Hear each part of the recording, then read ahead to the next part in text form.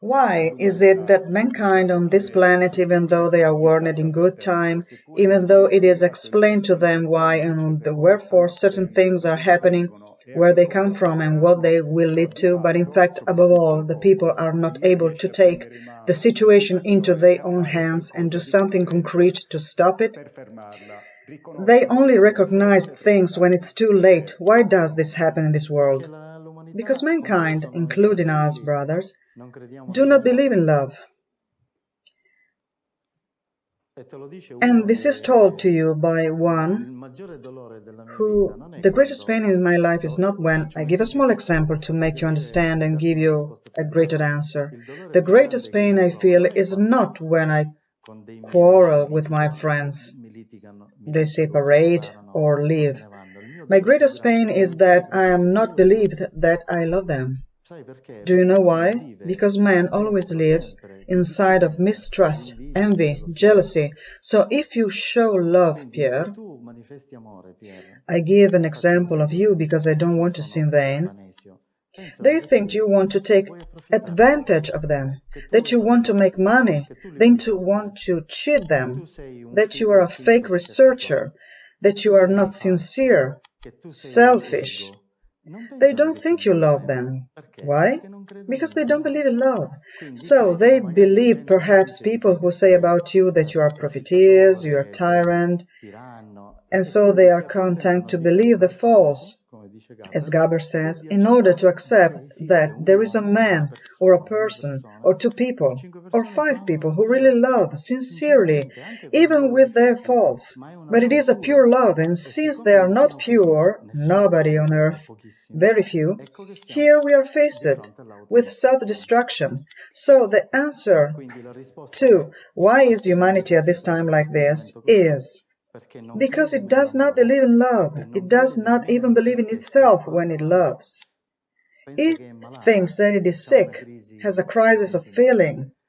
Instead, it betrays the instinct of preservation of life that the earth offers every day. Why does this sun also shine on Matteo Messina Denaro? Here I would like to know from anyone if the sun is a damn fake. Because if it illuminates Matteo Messina Denaro, he has made a negotiation, right? Tell the sun because it illuminates him and Pierre too. That is, if you go to Castelvetrano and meet with Matteo Messina Denaro, the sun doesn't cast a shadow on him. It illuminates him, and you too, right?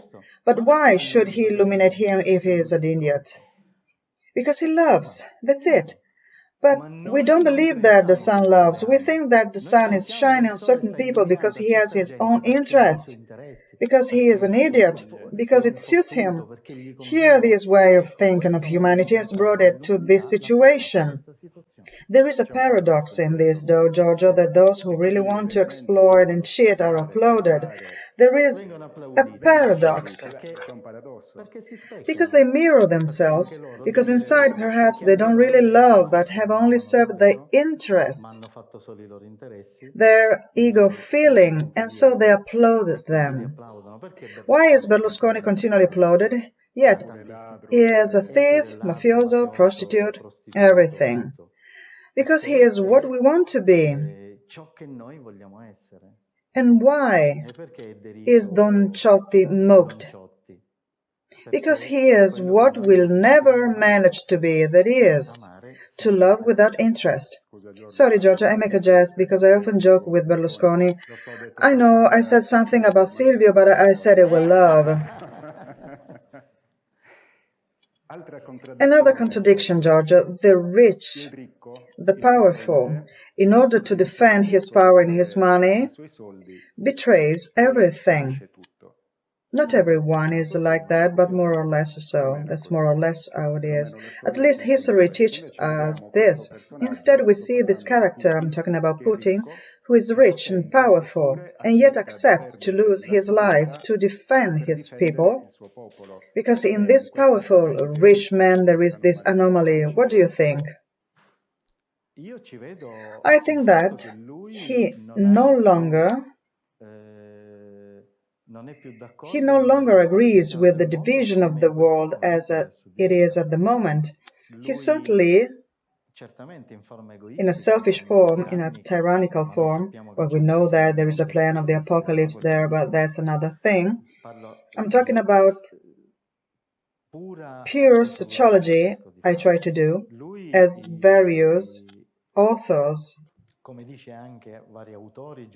Giulietto Chiesa, and more recently, Alessandro Orsini, also say that you have to sociologically study the ways of the methodologies of nations, of the leaders of nations, to understand why they do what they do. That is, you have to get into their minds. So by getting into Putin's mind from a sociological point of view, he wants to make Russia a superpower.